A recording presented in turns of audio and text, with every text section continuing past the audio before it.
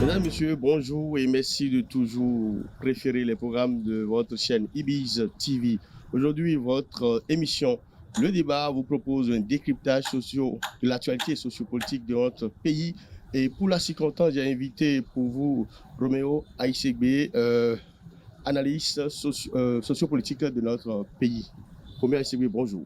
Bonjour, Monsieur Harim. Bonjour aux téléspectateurs de Ibiz TV.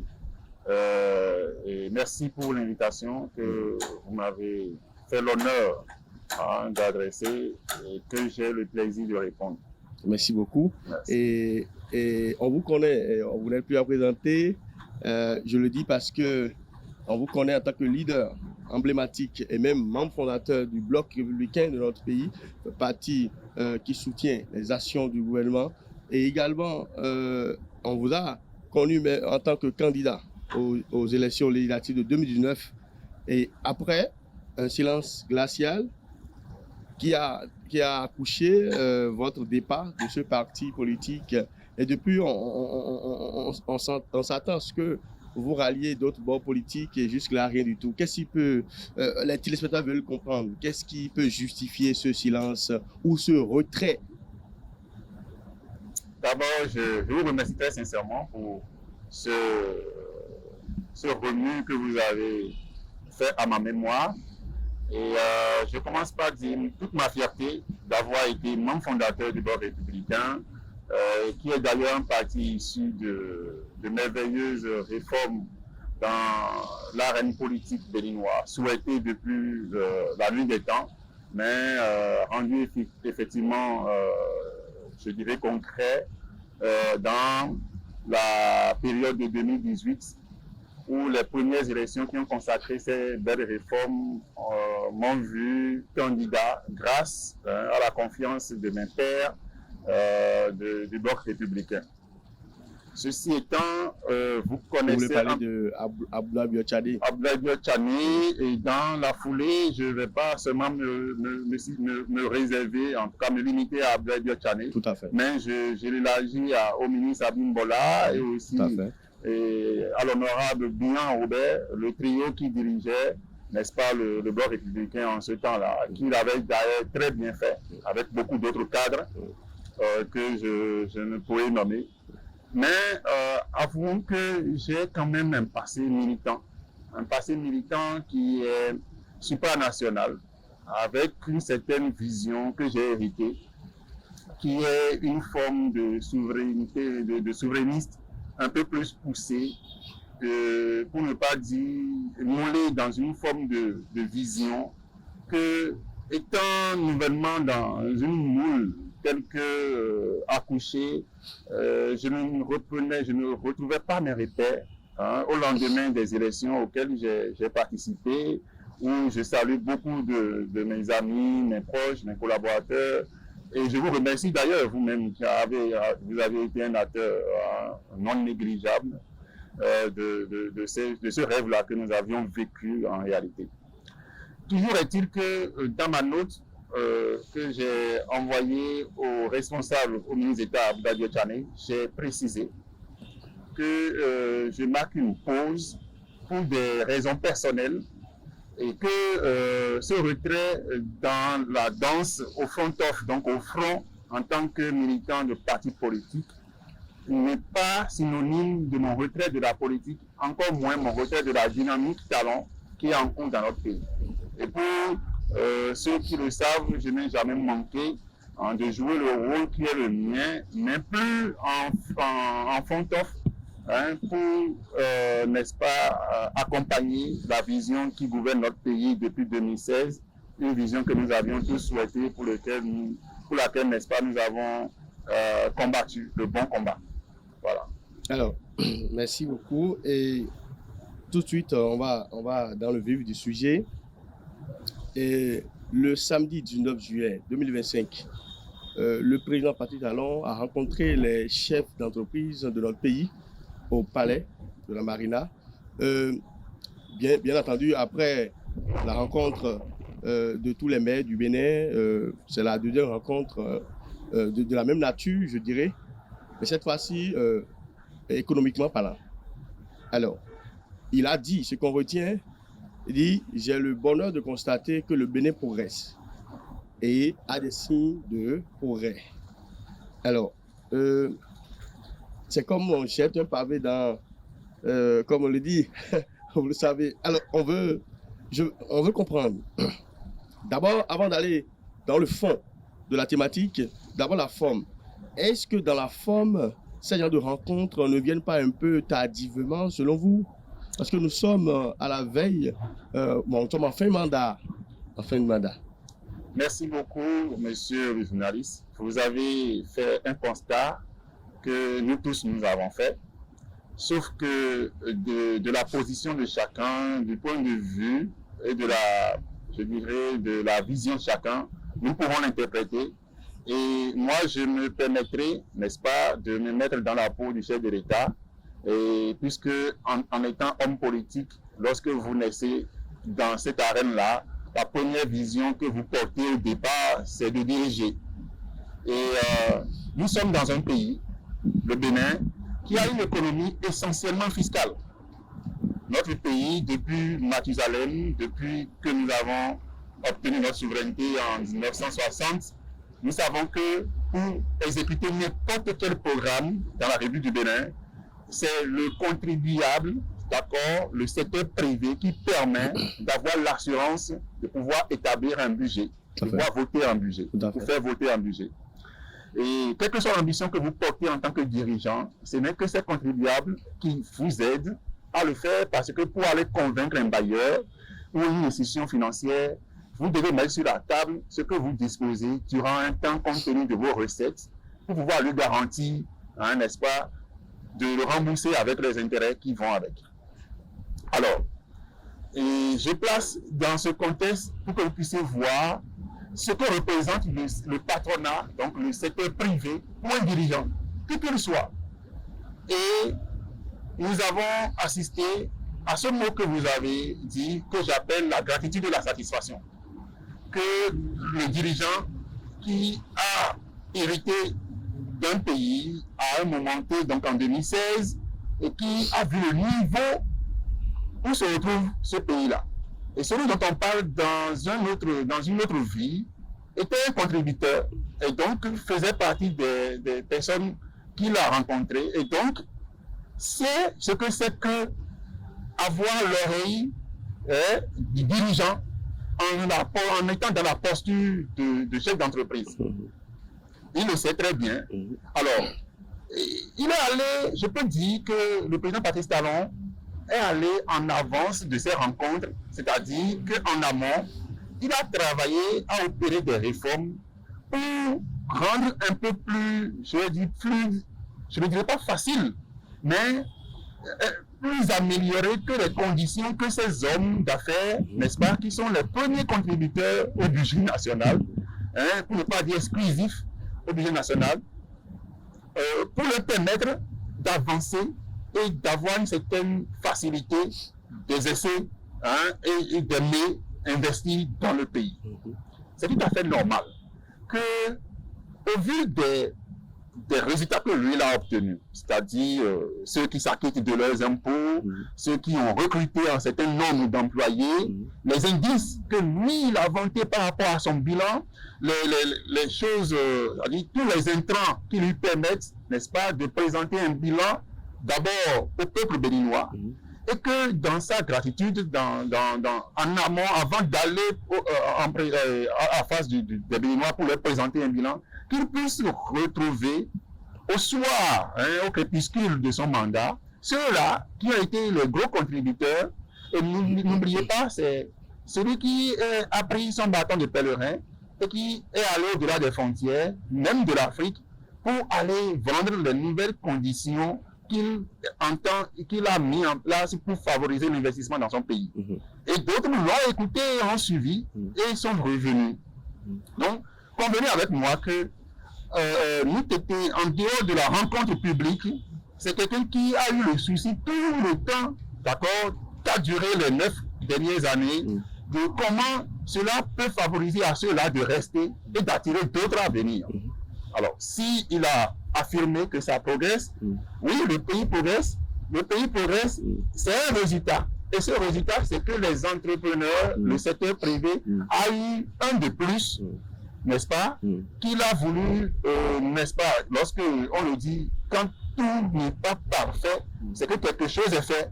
Et donc, en présence de ce qui a été fait, il y a unanimement, de façon partagée entre dirigeants et contributeurs au budget, une satisfaction qu'il a pris modestement de reconnaître que ça progresse. D'aucuns auraient pu se baser sur le bring-bring des résultats de son mandat pour dire tout est parfait. Et même ne pas se dire même qu'ils ont tiré profit, ces dirigeants-là. Mais c'est toujours dans cette posture. Et je trouve qu'on ne peut vraiment apprécier quelque chose que lorsqu'on arrive vers la fin. Okay. Et donc, nous sommes dans un contexte de réforme et c'est souhaité que, moi je pourrais dire, pour comprendre, en comprenant votre inquiétude, que c'est peut-être souhaitable qu'un peu avant de se mettre dans les travaux de préparation pour un budget de l'année, comme le timing même de la rencontre de 16 juillet dont vous parlez, nous sommes à la veille de préparation du budget 2026, et donc il y a ces rencontres-là périodiques. Mais on parle des hommes d'affaires aussi qui ont des agendas, qui ont des visions et qui ne pourraient peut-être pas satisfaire, n'est-ce pas, ces rencontres si elles sont trop répétées. Parce que c'est des gens qui sont dans le pragmatisme, ils sont au feu, ils ont besoin des résultats. Et donc le temps mis pour les rencontrer, pour moi, n'est pas encore trop tard. Vous trouvez que c'est un timing parfait? Je trouve que c'est un timing parfait par rapport à un réformateur qui a expérimenté d'autres choses. N'oubliez pas la loi sur l'embauche. C'est l'État qui en est l'auteur. Et en voulant le faire, c'est dans la peau d'entrepreneur qu'il est rentré pour voir quelles sont les conditions qui peuvent favoriser quelqu'un qui a la vision de développer une entreprise, de s'installer, de rester dans un pays. Voyez, nous avons trouvé à dire sur la loi. Et non, justement, parce que la loi pose problème. C'est cette même loi, vous savez, qui a engendré ce que l'on a appelé le retraite forcée. La retraite forcée qui a causé, ce que vous savez, c'est d'ailleurs une loi chrysogène, si on peut le dire. Ça a obligé certains qui aujourd'hui se sont retrouvés la nuit fonctionnaires d'État, le jour d'après, voilà, ils sont à la retraite. Vous savez que cette loi aussi, c'est juste une parenthèse. Oui. On ne peut pas faire d'omelette sans casser des œufs, et je ne me moquerai pas de la souffrance des autres, mais je pourrais apporter des arguments pour dire un peu la satisfaction commune que nous avons. Vous savez, un peu avant cette mise en œuvre de cette loi, cette réforme, il y avait des agences qui plaçaient des employés dans des entreprises. Et je ne dis rien en disant qu'il y avait des fonctionnaires qui travaillaient dans des sociétés qui n'avaient vraiment pas de contact avec le chef d'entreprise. Mais c'est un cabinet qui les plaçait et l'entreprise ne versait que à ce cabinet-là. Et qui retient une part en versant une autre part à l'employé. Je ne sais pas si vous voyez un peu. Et dans ces conditions, l'impact direct sur l'intéressé, c'est-à-dire l'employé qui devrait bénéficier directement d'un certain avantage lié à l'emploi qu'il exerce, il ne le retrouvait pas.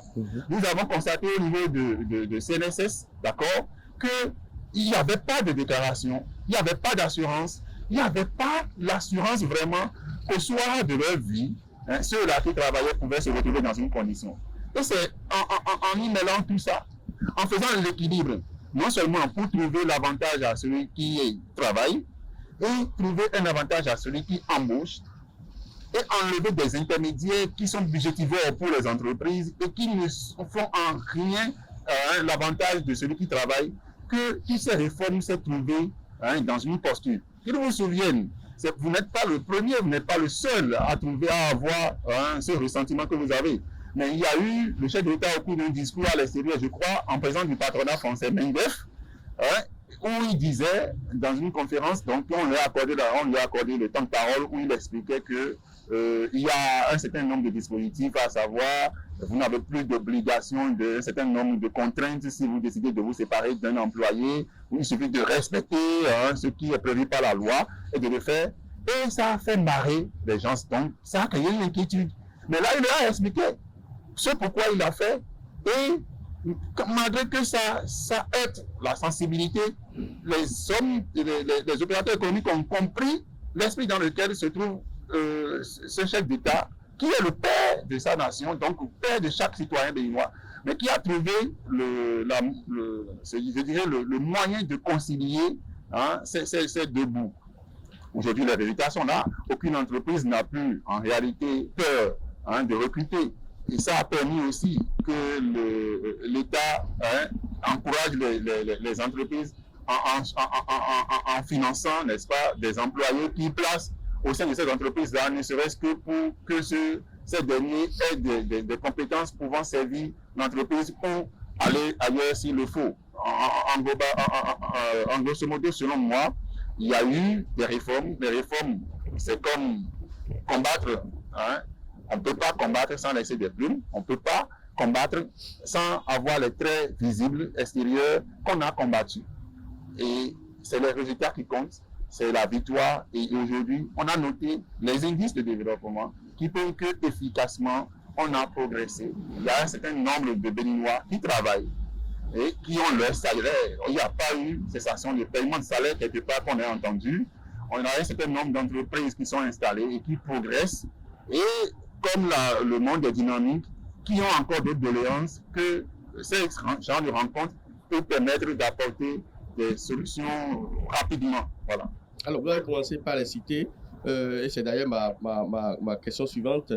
Et qu'est-ce qui a véritablement changé dans l'univers, dans le climat des affaires au Bénin de 2016 à aujourd'hui? Qu'est-ce qui a changé véritablement qui puisse aujourd'hui convaincre les investisseurs, qu'ils soient d'ici ou d'ailleurs? Qu'est-ce qui a véritablement changé? Parce qu'on parle de signes de progrès, indice de développement. Dites-nous concrètement ce qui a changé. La première des choses qui a changé en matière d'affaires, et tout homme qui s'intéresse à l'affaire, même si elle n'est pas, je dirais, toute personne, même si celle-ci n'est pas un pratiquant dans le domaine, vous dira que c'est l'accès à la clientèle. Et quand je parle de clientèle, je parle de fournisseurs, je parle de distributeurs, je parle de consommateurs. Le Bénin a commencé déjà en 2017 à annuler des visas pour tout Africain voulant se rendre au Bénin. Ça veut dire que c'est dans une certaine posture. Si je prends un exemple très simple terre à terre pour étayer ce pan, nous avons des amis de l'Afrique centrale, à savoir Congo, et Gabon et autres, qui viennent, ne serait-ce que pour prendre un certain nombre d'articles au Bénin ici, à savoir les habits, n'est-ce pas? Et si vous comparez les prix, vous allez constater que même dans des pays dits de sapologie, Congo et autres, l'habillement coûte très cher par rapport à ce qui se passe au Bénin ici. Mais entre-temps, lorsque ceux-là venaient, leur déplacement seul, il leur faut un barrage premier qui est le visa. Donc en 2017, ce visa, c'est ce barrage qui augmentait, n'est-ce pas, les dépenses pour eux de venir fréquenter le marché béninois, a été annulé. Ce qui a d'abord favorisé au plan national une facilité, n'est-ce pas, aux commerçants d'avoir des contacts avec leurs clients de l'extérieur, donc venant de toute l'Afrique. Ça, c'est un point à ne pas isoler, qui arrange déjà le climat des affaires au Bénin. J'ai tantôt fait allusion à la loi et aux réformes qui ont favorisé, n'est-ce pas, la création d'entreprises, n'est-ce pas, au Bénin, par voie digitale. Vous êtes conscient que en dématérialisant, en faisant cette forme de digitaliser la fonction publique sur plusieurs angles, le Bénin a le mérite d'avoir des entrepreneurs qui peuvent avoir leurs entreprises en 24 heures à partir de leur position, qu'ils soient localement ou à l'extérieur, qui résident localement ou à l'extérieur. Il y a cette facilité aussi qui arrange déjà le monde des affaires. Il y a aussi le fait, n'est-ce pas, que le pays s'est mis dans une forme de chantier non-stop. Et quand il y a cette dynamique de tous travaux en cours, il y a forcément une possibilité à un entrepreneur ou à quelqu'un qui a l'idée d'entreprise d'entreprendre. J'ai parlé d'abord des conditions, n'est-ce pas, qui sont offertes jusqu'à là, à ce niveau-là. Nous avons aujourd'hui des infrastructures, pour ne parler que des marchés et des pôles de commerce qui sont reconstruits, qui ont une autre valeur, n'est-ce pas, qui permettent à chaque personne qui va sur le marché de voir la noblesse du métier qu'il exerce en tant que commerçant. C'est un indice non négligeable. Si je viens sur le plan de tout ce que l'atmosphère politique, l'atmosphère, la morosité de la vie a pu pousser, c'est que nous avons vu, n'est-ce pas, les conditions qui sont favorisées à la création d'une entreprise. Beaucoup de jeunes qui s'auto-emploient aujourd'hui. Et ce cadre est favorable, n'est-ce pas, à cette réforme que nous avons fini par observer, qui est en cours, qui est presque à jour dans l'éducation. Je veux parler de l'éducation et formation professionnelle, pour lequel l'État a sélectionné, n'est-ce pas, des enseignants, sélectionné des citoyens, les envoyer pour se faire former et revenir enseigner dans ces futures écoles qui sont presque sorties du sol déjà, pour permettre à ce qu'on ait une main-d'œuvre qualifiée qui va avec. Si j'ai parlé de l'ébauche, j'ai parlé du soubassement du terreau, c'est pour finir par ce que vous savez, vous et moi, la zone industrielle. Aujourd'hui, quand vous allez dans les zones industrielles du Bénin, parce que ce n'est plus une seule zone que nous avons, à savoir celui en cours à Sémin et celui que nous connaissons tous à Gros-Djidé, ce sont des entrepreneurs qui sont là, ce n'est pas l'État. Ce sont des entrepreneurs béninois qui ont des partenariats avec des entrepreneurs, des investisseurs étrangers qui se sont installés et qui fabriquent, c'est-à-dire qui ont commencé par mettre la main sur la matière première qui constituait, excusez-moi, un ventricule du cœur économique du Bénin à l'exportation. Mais aujourd'hui, nous avons connu la transformation de ces matières premières sur le sol béninois. C'est des indices que les affaires, le monde des affaires, en réalité, a connu un boom qu'on ne peut pas expliquer. Je ne sais pas si vous voyez ce que je dis. Je ne suis pas en train de dire que tout est parfait, mais je suis en train de vous dire, lorsqu'on a tout rasé et qu'on a recommencé à reconstruire sur des bases solides, voilà des choses que les gens qui sont développés devant nous, les pays qu'on peut prendre en exemple, les États-Unis d'Amérique, la France, l'Europe entière, la Chine, ceux-là qu'on peut prendre en exemple, voilà d'où ils sont partis il y a 60 ans, que nous n'avions pas fait et que nous avons rattrapé ces 9 dernières années. Et par rapport à ça, on regarde notre jeune âge de réforme démocratique mêlé à notre jeune âge de renouveau économique.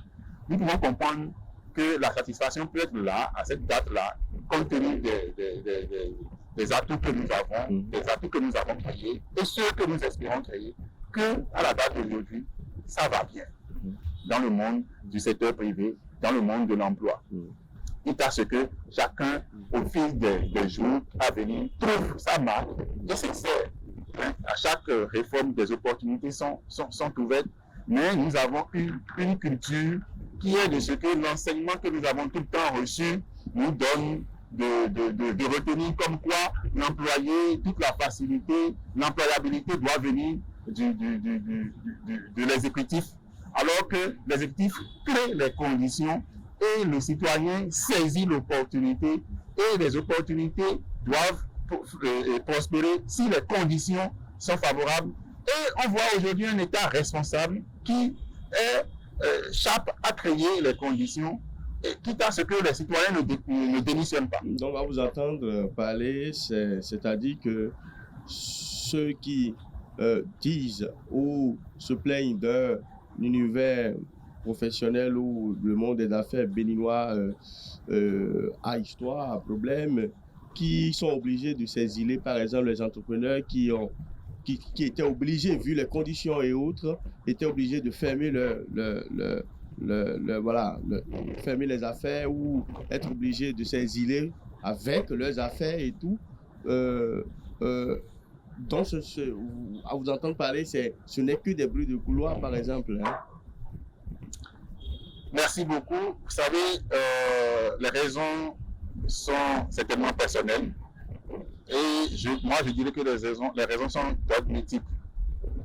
Vous savez, toute entreprise et tout entrepreneur à succès vous le dira, les hauts et les bas, si on doit faire le cumul de combien de fois les Elon Musk, les Dangote, n'est-ce pas, les Patrice Talon, les Sachivi, les Adjavon ont dû recommencer, nous comprendrons que c'est ce à quoi nous assistons que nous ne devons pas nous accrocher aux résultats d'aujourd'hui. Dans l'histoire d'un entrepreneur, c'est tout à fait normal, quel que soit le pays où il est, qu'il y ait des couacs qui lui permettent de rebondir, d'accord, de prendre du recul et de rebondir.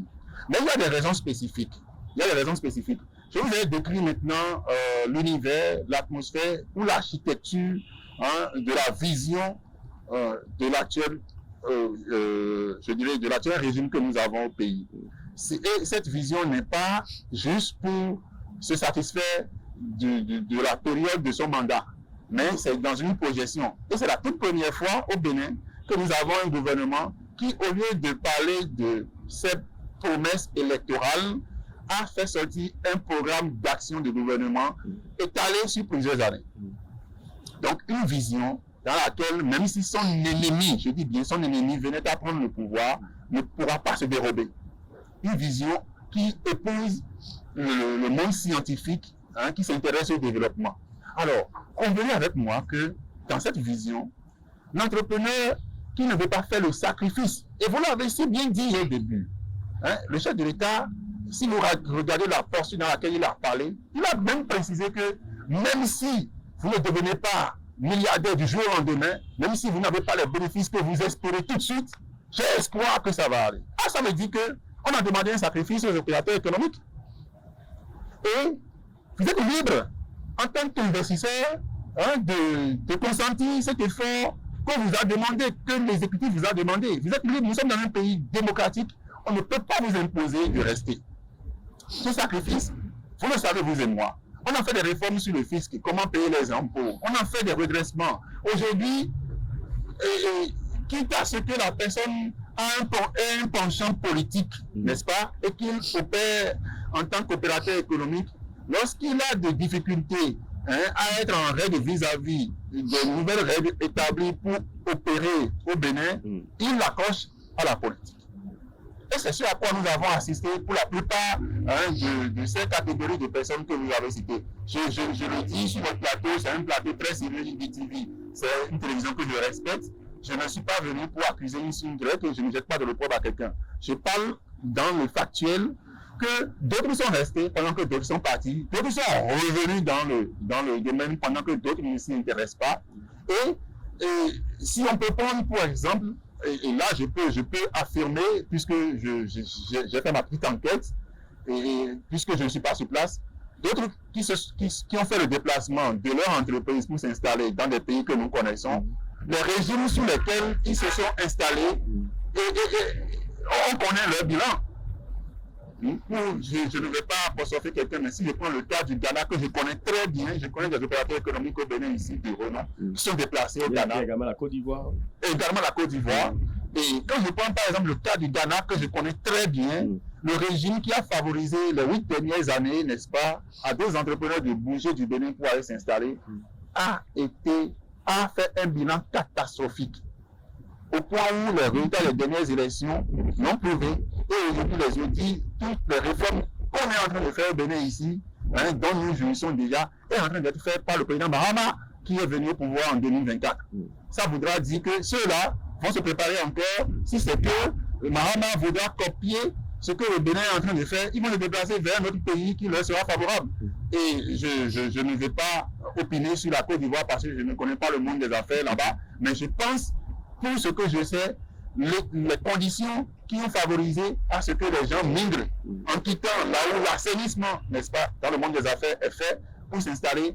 Pour ceux qui se sont installés au Ghana, je peux l'affirmer, j'ai des preuves pour ça, ils sont rentrés dans un embourgeois, ils sont rentrés dans une gouvernance au pifomètre qui est en train d'être assainie par Mahama actuellement, et je suis sûr qu'ils vont bouger s'ils ne se ressaisissent pas pour suivre les règles normales d'opérer dans un pays et de tirer profit en même temps que le dirigeant a le souci de l'évolution du niveau social de sa population et du développement de son pays.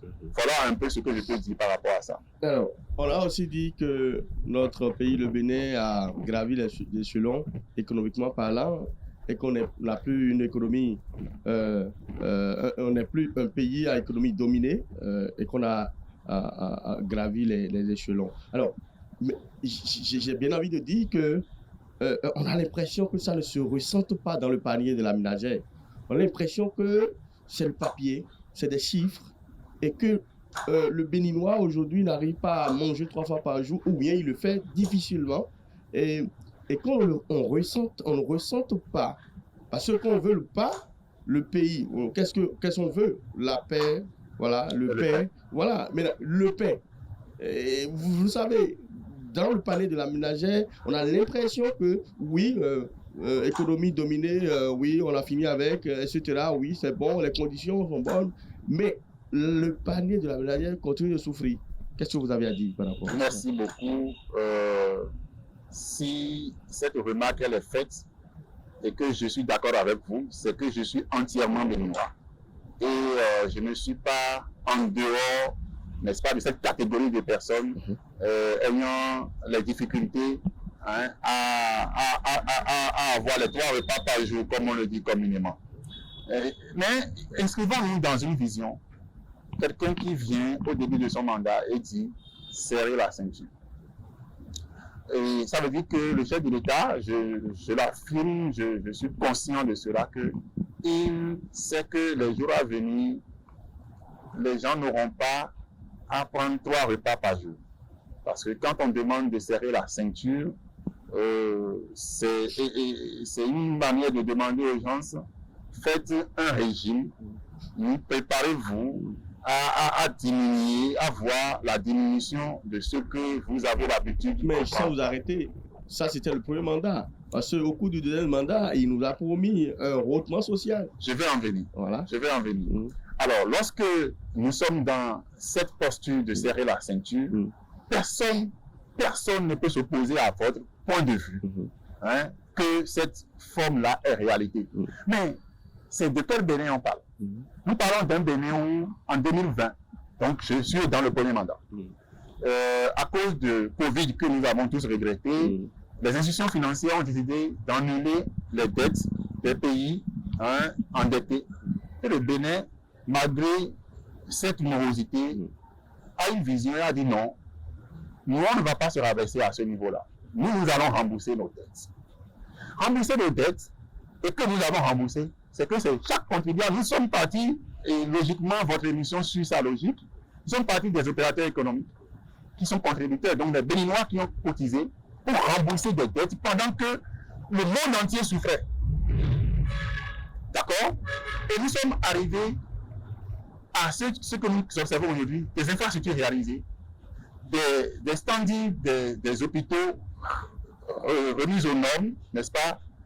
Un hôpital de la sous-région, pour ne pas dire un hôpital à l'image d'un hôpital européen ou américain, chic, des routes pour interconnecter toutes les communes jusqu'au champ, d'accord, juste dans les fins fonds, des infrastructures, des réformes ayant demandé beaucoup plus d'efforts. Pourquoi? Pour quelle finalité?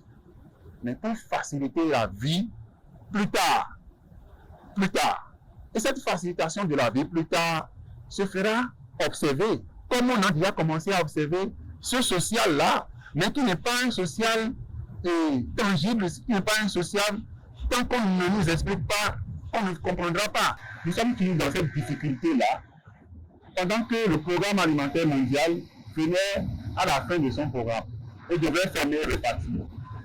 C'est dans les caisses de l'État que le budget national a accepté, n'est-ce pas, de faire face et de doubler, presque tripler le nombre d'enfants qui étaient pris en charge entre-temps par ce même programme au Bénin ici, sur les fonds, sur le budget propre de l'État. Alors, j'ai bon nombre de cas à citer. Les acquis qu'on avait comme... Vous parlez de cantines scolaires. Cantines scolaires, bien sûr. Les acquis qu'on avait comme gratuité de césarienne et autres n'ont pas été supprimés. Et même jusqu'à récemment, il y avait d'autres hôpitaux qui avaient d'autres connotations que l'État a dû prendre sous gestion. Je vais parler de l'hôpital de zone de Ménontin, toujours pour garantir, n'est-ce pas, l'accessibilité à cette forme de société, de classe sociale que nous avons. Et vous connaissez bien avec moi que la mise en œuvre du RAVIP et tout ça, sous une autre forme aujourd'hui, ce que nous avons constaté est que l'État, en identifiant les problèmes liés à la pauvreté, liés à la morosité de la vie, l'État a décidé de façon responsable de participer à un certain échelle à endiguer les maux qui minent la société pour provoquer l'extrême pauvreté. Et quelqu'un qui est prêt, un État qui est prêt à prendre en charge la santé des enfants de 0 à 5 ans, les femmes enceintes, et à participer à ce que les enfants aillent à l'école, même si vous n'avez pas les moyens de leur donner à manger tous les jours. Et Dieu seul sait que ce programme a permis de maintenir à l'école bon nombre d'enfants. On peut comprendre que le social tel que nous l'avions connu sous d'autres régimes, et là je peux affirmer, compte tenu des informations que nous avons des ministres conseillers Yahweh, que plus de 2 milliards étaient bombardés sans aucun résultat, quitte à ce que certaines s'en mettent plein les poches, et c'est de ça qu'on parlait du hautement social. D'accord? Aujourd'hui, c'est tracé et l'État peut rendre compte avec des chiffres à l'appui de comment est-ce qu'on investit dedans. C'est vrai, tout le reste à faire. Puisque nous ne sommes pas tous à l'abri de ce besoin-là, du pain qu'on espère avoir 3 fois par jour. Mais convenez avec moi que lorsque demain qui vient là, dans 5 ans, on n'aura plus besoin de faire la route. L'argent qui entre-temps venait des contribuables. Même si on n'a pas fini avec les routes qui sont... Non, même si on n'a pas fini avec les routes, vous êtes d'accord avec moi que ce qui est fait ne sera pas défait encore compte tenu de la qualité des routes qui sont faites aujourd'hui. C'est parti pour au moins 60 ans, pour ne pas dire 99 ans. On l'espère bien. Oui, puisque la qualité ne manque pas en matière de génie civil. Et vous savez que j'ai des qualités en matière de génie civil. Lorsque les conditions sont remplies, lorsque le contrôle est fait, l'ouvrage qui est réalisé a son temps à faire, sauf cataclysme naturel, n'est-ce pas, tremblement de terre et autres, que nous ne connaissons pas au Bénin. Donc on peut comprendre que l'argent qui va aujourd'hui, puisque l'entrée ne va pas diminuer, l'argent qui va aujourd'hui dans ces chantiers, que les autres auraient dû faire avant, en lieu place de distribuer de l'argent, ce qu'ils auraient dû faire avant, qu'on a fait aujourd'hui, lorsque ce sera plus question de le faire, le social se sentira, même si je peux affirmer qu'aujourd'hui, le social se sent lorsque vous n'êtes pas au Bénin. Mais de manière n'y est pas, hautement là n'y est pas. Oui, le hautement social dont a parlé le chef de l'État lorsqu'il prêtait serment pour son second mandat, n'est-ce pas? Vous et moi, nous avons attendu sur la distribution de l'argent. Non. Moi, j'espérais, n'est-ce pas, de ma position nostalgique par rapport en 2016-2015, qu'il y aurait eu un mécanisme à la Catabran où nous allons trouver de liquidités. Oui, je reconnais naïvement. Et j'avais applaudi comme tout le monde. Mais ce hautement social est mis en œuvre. Mais à la manière que nous n'avons plus les mendiants, nos frères avec handicap qui ne sont plus positionnés dans les rues, au bord des rues, pour demander de l'argent. C'est fait de façon réglementaire, c'est fait de façon formelle qu'aujourd'hui, on est allé jusqu'à faire un quota pour les personnes avec handicap. Quand on lance un concours, ils ont leur quota.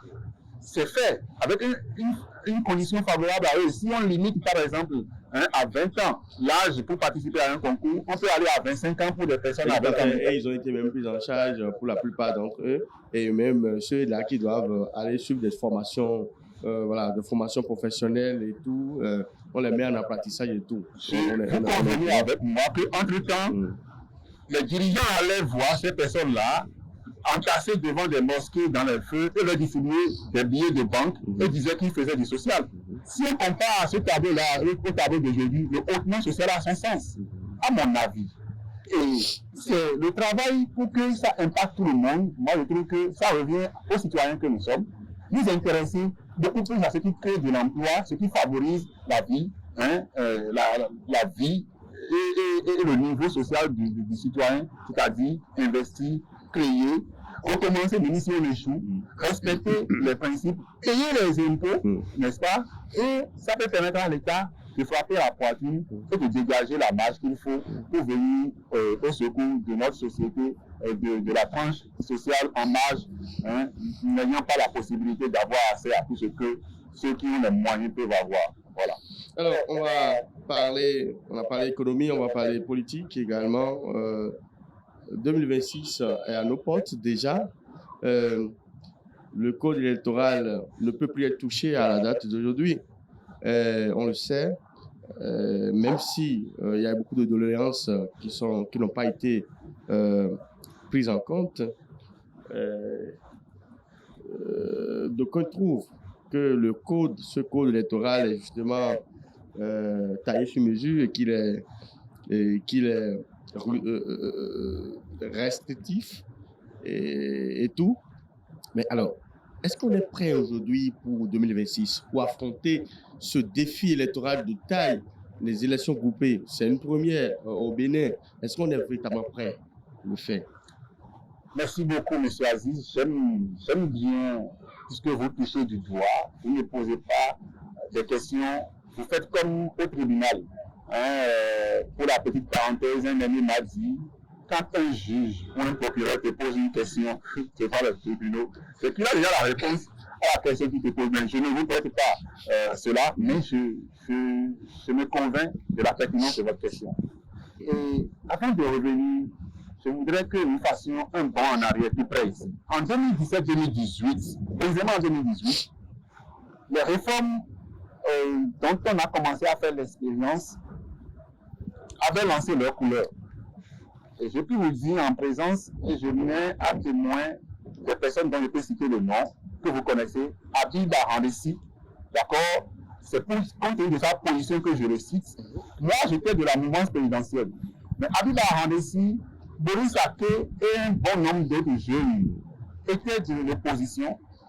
Et lorsque les réformes avaient été annoncées, n'est-ce pas, le nouveau code électoral et la nouvelle charte des partis politiques, le débat était lancé depuis l'Assemblée, ça avait fuité. Nous avions unanimement créé un creuset que nous avions appelé dans le temps le creuset des jeunes leaders politiques de la mouvance et de l'opposition, pour dire leur ras-le-bol face à la nouvelle réforme qu'on veut opérer dans le monde politique. Et nous avions fait des propositions. Nous nous sommes campés sur cette proposition parce qu'en ce temps-là, il y avait des sommes faramineuses qu'il fallait déposer et tout ça. Et finalement, la loi a été votée. De vous à moi. On a fait l'expérience en 2019. Donc, je parle de 2018 déjà pour cette bataille dont je vous parle, où nous sommes unanimement ligués. Donc, que ce soit des jeunes de la mouvance comme de l'opposition, nous avions trouvé qu'il y avait certains textes, certains nouveaux articles qui entraient en jeu, discriminaient, n'est-ce pas? Et nous avions participé jusqu'à ce que la loi, elle est votée. Et quand une loi est votée promulguée en République du Bénin, dans un État démocratique, tout le monde s'y soumet. Qu'elle soit, selon certains, bonne ou mauvaise, elle s'applique à tout le monde. Et nous sommes allés aux élections avec cette loi-là. Nous avons eu des députés issus de cette loi qui ont voté. Vous parlez de 2000. Je parle de 2019. 2019, où j'ai été candidat. Tout à fait. Et nous avons, malheureusement, pour la démocratie de notre pays, nous avons connu des élections, des députés issus de rien que les listes des partis qui soutiennent les actions du gouvernement. Et n'oubliez pas, nous avions... On a appelé ça Parlement monocolore. Oui. Appelé Parlement monocolore, mais quand on pense à ces partis-là, puisque vous savez de près comment ça s'est passé, les grands partis politiques qui sont allés aux élections en son temps étaient une figure de plusieurs centaines de partis politiques. C'était le système partisan. C'était le système partisan qui s'opposait et d'autres personnes ne voulant pas perdre leur identité antérieure pour fondre dans une masse, pour former un gros parti, n'ont pas pu répondre, n'est-ce pas, aux critères et d'autres se sont abstenus de participer aux élections, espérant le chaos. Dites-moi, si entre-temps, il n'y avait pas eu deux partis politiques, on irait aux élections avec un seul parti, puisque malgré tout ce qu'on peut reprocher aux deux partis de la majorité qui se sont retrouvés, il y a une minorité parlementaire, une majorité parlementaire qui, justement, ont accouché des lois, des réformes qui ont permis à l'opposition radicale, si on peut l'appeler ici, donc les démocrates, d'avoir une vingtaine de députés. Peut-être qu'à un moment donné, comme on le dit, il faut savoir s'arrêter. Justement, à un moment donné, ils ont décidé alors d'aller avec la loi qui s'impose à tout le monde et ils ont compris que la loi ne les excluait pas pour autant parce que la loi a permis à près d'une trentaine de leurs compatriotes d'être députés à l'Assemblée nationale. C'est déjà une avancée. Ça veut dire que, une avancée du ministre, ça veut dire que s'ils avaient pris conscience un peu plus tôt, ils seraient certainement présents en 2019 à l'Assemblée nationale. Mais ce qu'il faut reconnaître comme mérite, c'est que c'est ensemble avec ces députés-là, on a encore retouché le code électoral. Et vous disiez tout à l'heure qu'on veut faire l'expérience du couplage des élections générales pour la première fois. Je suis d'accord avec vous. Mais par le passé, nous avions connu un couplage d'élections municipales et locales. Et nous avons tiré des leçons. C'est la même Sénat qui est toujours là. Nous avons tiré des leçons. Et nous avons connu certaine maturité. N'est-ce pas? Jusqu'à la date d'aujourd'hui, on a un certain nombre de choses qui peuvent nous permettre de dire qu'on ne doit pas porter des gants avant d'aller expérimenter cette forme d'élection générale. Parce que c'est dans ce même pays, et excusez-moi de faire un clin d'œil à la question précédente, le Bénin aujourd'hui fait ses élections sous fonds propres. L'argent là était dans le pays et on espérait l'argent de l'extérieur pour financer nos élections. Donc si on prend notre propre argent aujourd'hui pour financer nos élections, comprenez que le social, l'argent qui devait aller dans le social espéré est entré dans une certaine forme d'autonomie. Alors aujourd'hui, c'est pour revenir sur quoi que nous avons une Sénat expérimentée, une Sénat qui est autonome, qui fonctionne avec le budget de l'État. Des personnes qui ont des expériences, n'est-ce pas? J'espère qu'on ne va pas parler de caducité encore cette fois-ci. Bon, la question de caducité est purement judiciaire dans un cadre que peut comprendre ceux qui ont véritablement travaillé là-dessus. Mais ce que je sais, c'est que il faille qu'en participant aux élections, lorsque vous avez pris l'initiative d'aller aux élections, que vous ayez les moyens d'avoir vos représentants dans tous les bureaux de vote et à tous les niveaux. Pour déjà, si vous voulez, participer déjà à la proclamation des résultats. Ce que ceux qui ont vécu l'expérience de caducité n'ont pas fait dans le temps. Parce qu'il y avait des bureaux de vote, ils n'avaient pas de représentants. Donc, qu'ils ne viennent pas se plaindre par rapport à ça.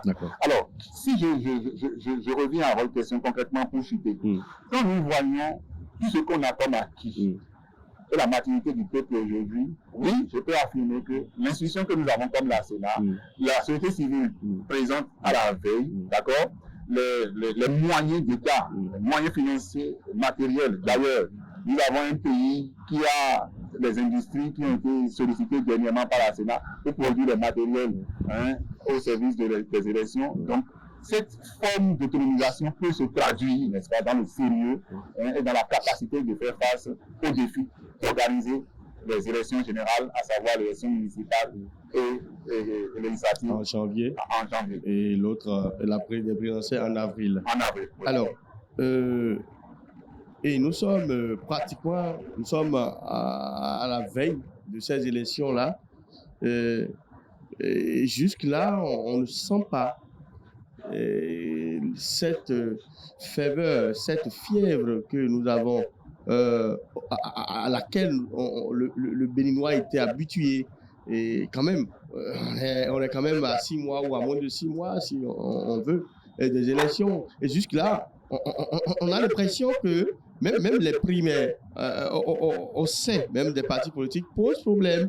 Et c'est comme s'il y avait une sorte de censure ou une sorte d'embrigadement qui empêche d'accord, des partis politiques, leur fonctionnement, c'est-à-dire, qu'est-ce qui peut justifier ce silence-là? Est-ce que ce n'est pas un silence qui va jouer contre nous? C'est d'ailleurs ça qui me conforte dans la première question que j'ai posée. Est-ce qu'on est prêt pour affronter ce défi électoral? Merci beaucoup, monsieur. Ici, j'ai souri pendant que j'étais en train de poser la question parce que, premièrement, c'est toute catégorie confondue. Nous avons ces oppositions qui laissent transparaître cette impression que vous avez. Ce silence est partagé, quel que soit le camp, n'est-ce pas, aujourd'hui. Mais pour comprendre ce silence, il faut reconnaître une chose. Nous avons été éduqués ces dernières années que l'argent de l'État ne s'amuse pas. Et que les mécènes en politique ont été mis en jeu par les réformes opérées ces dernières années en politique. Ce à quoi nous assistions par le passé, c'était que des opérateurs économiques d'origine propre ou douteuse pouvaient, au gré de leur orientation ou de leur ambition de gain, choisir de financer X ou Y qui, pour eux, lorsqu'il sera élu à un certain poste, leur sera redevable. Et donc, que l'argent soit entre griffes propres ou sales, ça permettait de faire le pays auquel nous étions habitués. Et donc, on avait des financements occultes, n'est-ce pas, des partis politiques. Et qu'ils vous souviennent, pour ce cas, pour m'étayer tout ça, je l'ai dit au début de cette émission que je ne manque d'aucun cas, n'est-ce pas? Mais quand on prend les chefs d'accusation ayant abouti à la condamnation de l'émérite professeur Joël Aïvo, c'est un cas pareil. C'est un financement pour sa campagne d'origine du pays. Puisque nous sommes rentrés dans le cadre de financement public des partis politiques. Alors, pensez-vous avec moi que si vous étiez un responsable de parti politique et que vous savez quelles sont les façons dont c'est encadré aujourd'hui, un certain nombre d'actions, d'activités dans le parti politique, que vous pouvez agir, d'accord, si vous êtes un certain nombre de responsables de parti politique, je veux dire, que vous n'allez pouvoir pas réfléchir à agir, à réduire toute activité pouvant faire plus de dépenses, quitte à ce que vous ne sortiez pas du cadre de ce que des activités qui sont prises en compte, n'est-ce pas, par le financement public. Moi, je comprends d'abord ce silence à ce temps, que ce soit de la mouvance ou de l'opposition. L'autre chose, c'est que nous avons en face, on va vers des élections de défi. Et nous avons en face un gouvernement qui est candidat à sa propre succession. Je ne parle pas du président. Je dis un gouvernement, un système qui gère, qui est candidat à sa propre succession, mais qui a fait des actions non comparables à des actions par le passé. C'est normal que même dans le camp de la mouvance, avant d'opérer des choix, qu'on réfléchisse sur la qualité de l'homme, la qualité de l'individu qu'on doit présenter, compte tenu de la vision que l'on a. Ça peut justifier ce silence-là. Et vous savez, même dans l'opposition peut garder ce silence stratégique en espérant que, compte tenu du niveau, du level auquel nous assistons par rapport à la gouvernance aujourd'hui, que celui d'en face, donc le pouvoir, puisse sortir ces cartes avant qu'on ne trie au sein de l'opposition quel est le joker qu'on va utiliser pour trouver les meilleurs moyens de campagne face à cette mouvance qui a fait beaucoup de prouesses qu'on a du mal à contredire. Alors, en dehors de ça, convenez avec moi que nous sommes au début de l'expérience en matière de grands partis, de grandes réformes, et aller tout de suite s'amuser à faire des primaires au sein des partis va accoucher à des émiettements, alors que le défi selon le nouveau code électoral révisé, n'est-ce pas, c'est d'aller à 20% pour lever les sièges dans la circonscription électorale. Tout à fait. Et c'est d'ailleurs ce critère ou ce pan du code, ça fait partie d'ailleurs de cette chose, de ce point pour lesquels qui pose problème au sein de l'opposition. Et les 20% dont on parle par circonscription électorale. Je vais vous répondre très librement. Et comme vous le savez, je n'ai aucun attachement direct avec aucun parti. Mais c'est que vous allez évoquer l'accord de gouvernance. Non, je ne vais même pas arriver là. Parce que l'accord de gouvernance c'est un outil qui est à la portée, que ce soit de la mouvance ou de l'opposition. Tout à fait. Je vais prendre parti pour le citoyen béninois. Nous sommes dans un système démocratique où, lorsqu'on veut dire quelle décision est passée, même au sein de notre famille, on dit la majorité a décidé que, ou bien. Mais, je vous à moi, cette majorité, entre-temps, peut se trouver dans une posture d'être marginalisée si on ne le conforte pas. Moi, je trouve plutôt que le quota de 20% qui fait couler donc, que ce soit dans l'opposition ou dans la mouvance, j'ai entendu des membres de certains partis politiques de la mouvance dire que c'est un quota difficilement qu'on doit atteindre. Mais alors, quand on parle de 20%, on parle de qui? Qui sont ceux qui doivent vous fournir les 20%? Ce sont les citoyens que vous allez convaincre à hauteur de 20% par disposition électorale. Et vos partis politiques vous représentez devant des citoyens et vous dites qu'ils adhèrent à votre programme et vous n'êtes pas capable de convaincre sur 100 personnes, 20 personnes qui adhèrent à votre programme. Et vous imaginez que vous êtes le grand parti.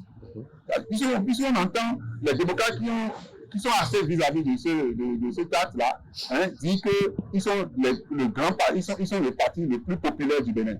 Et c'est en disant eux-mêmes, ils affirment encore qu'ils ne sont pas capables, sur 100 citoyens dans une circonscription électorale, de lever 20. Alors, qui va se sentir insulté dans ce cadre-là, selon vous? C'est le citoyen béninois, c'est le citoyen qui s'intéresse à accomplir son devoir. C'est que ces partis qui disent cela sont en train de se dire en réalité qu'eux n'ont pas besoin que sur 100 personnes dans une localité, 20 personnes adhèrent à leur programme avant qu'eux ne disent qu'ils sont les dépositaires de cette zone-là. C'est ça l'insulte. Donc, je trouve l'adhésion du citoyen béninois, du peuple béninois à cette loi, du moment où ils ne se sont pas levés pour manifester. Vous convenez avec moi que si le peuple béninois n'est pas d'accord, ce n'est pas un parti politique qui le défend outre mesure. Le peuple peut se soulever. Si le peuple trouve que c'est lui qui est exclu, par exemple, c'est le peuple qui va se lever pour manifester. Et les appels à manifestation n'ont pas manqué. Sur le topic, avant la date du 3 du 11 juillet, il y a eu sur les réseaux sociaux des pseudo-politiques panafricanistes, comme Kémy Séba et autres qui avaient prévu le plan Jéricho et tout ça. D'autres politiciens qui ont demandé à ce que les gens se soulèvent contre le code. Mais le Béninois ne s'est pas intéressé parce que le Béninois a une maturité. Je ne parle pas Pas parce que le Béninois a plutôt peur des représailles. Non, du tout pas. Je vais vous dire quelque chose qui va vous paraître bizarre. Le Béninois, de nature, n'a jamais eu peur de représailles. Le Béninois a fait face, et nous parlons du Bénin de 1989. Le Béninois, le citoyen béninois avait au pouvoir les hommes en armes, n'est-ce pas, qui n'avaient laissé aucune possibilité selon les textes en vigueur, n'est-ce pas, de manifestation. Mais le Béninois a manifesté. Le Béninois est assis vis-à-vis d'un homme qui a le permis de port d'armes, qui est formé pour ça, pour dialoguer, pour lui dire en face que ça ne va pas. Mais de l'eau a coulé sous le pont entre-temps, parce que vous savez que cette population béninoise de cette époque-là, et celle que nous avons aujourd'hui, c'est le jour et la nuit, c'est totalement différent. Vous le savez. Vous savez parce que vous parliez des Béninois qui vivaient dans un contexte de révolution. Et vous savez qu'il n'y a rien à comparer à ce que nous vivons actuellement. Je vais vous dire ce que nous vivons actuellement. Ce que nous vivons actuellement, c'est ce Béninois-là qui, malgré qu'il soit fonctionnaire et qu'il habite Lomé, il y a de cela 10 ans, 12 ans, et qu'il voulait aller au service à Akpata, se réveille à 4 h du matin, et compte tenu de l'inexistence de la voie, le Béninois qui se soulevait, le Béninois que vous et moi, on est nostalgique là, qui n'arrivait pas à être à l'heure au service, au point où même s'il a conçu sa parcelle à Rome, il est obligé de louer encore à Cotonou pour répondre à l'heure. C'est ce Béninois-là à qui Dieu a prêté vie et qui vit aujourd'hui toujours dans la même localité, mais qui peut prendre quelques minutes pour joindre ces lieux-là. Alors que ce Béninois avait vu des dirigeants venir déposer des pierres sur des bas-fonds de Rome là, plus de 12 fois. Alors que parlait du pont de l'Alliance qui relie Kokotomé à Rome, voilà, des deux ponts, je vais dire. Et c'est ce Béninois qui assistait à voir même les quelques citoyens qui, malgré le bas-fond, cherchaient à traverser, mouraient. C'est ce Béninois qui voyait. Ce Béninois, rien ne pouvait l'arrêter, même pas la bombe atomique. Parce que ça ne va pas. Le Béninois dont on parle, c'est le même aujourd'hui. Puisque si j'ai 40 ans aujourd'hui, vous n'avez pas me dire que je suis né en 2016. Alors, c'est ce même Béninois à qui personne n'a changé de mentalité, qui voit que les routes sont faites. C'est ce même Béninois qui sait que lorsque lui veut satisfaire un besoin personnel à lui, parce que le peuple se soulève par rapport à quoi? Par rapport à ses intérêts. Le peuple, c'est ce même Béninois qui se rend compte que pour me faire attribuer tel service, je n'ai plus besoin de connaître un homme politique en haut là-bas, par lequel je vais toucher, qui va faire accélérer mon dossier. C'est ce Béninois qui sait que je n'ai plus besoin de quitter chez moi pour avoir ceci. Et qui vit dans cette même société. Et vous venez lui dire de se soulever parce qu'on vous a dit à vos hommes politiques d'avoir 20% de leur voix, d'accord, avant de participer, avant de lever les sièges, et que pour ça, ils n'ont qu'à se lever. Quel est là-dessus? Mais l'opposition a proposé également qu'on aille aux assises nationales. Justement, on va aux assises nationales. Ça n'a même pas d'intérêt pour autant. La constitution béninoise, rédigée à travers l'assise qu'on peut appeler l'assise souveraine des forces vives de la nation en 90, les conditions qui ont favorisé cela, les conditions qui ont poussé, je vais dire, vers cela, nous, on n'a plus jamais connu ces conditions jusqu'à la date d'aujourd'hui, premièrement. La deuxième chose, la constitution béninoise, bien que flexible, donnant le droit à tout le monde, permet qu'il y ait un dialogue permanent entre les sensibilités. Ce à quoi nous assistons, parce que nous avons des images qui montrent les ténors de ceux qui demandent à l'Assise nationale demander à recevoir le chef de l'État et ils sont reçus tout le temps. On a vu qu'il y a eu des échanges et l'autre a dit sa position jusqu'à aujourd'hui. Nous avons vu ces mêmes personnes demander à ce qu'on révise la liste électorale et c'est en train d'être fait. Vous voulez qu'on aille s'asseoir pour discuter de quoi? Encore que nous sommes dans une zone géopolitique où les gens ont fait des assises nationales dans des pays voisins que je ne vais pas nommer.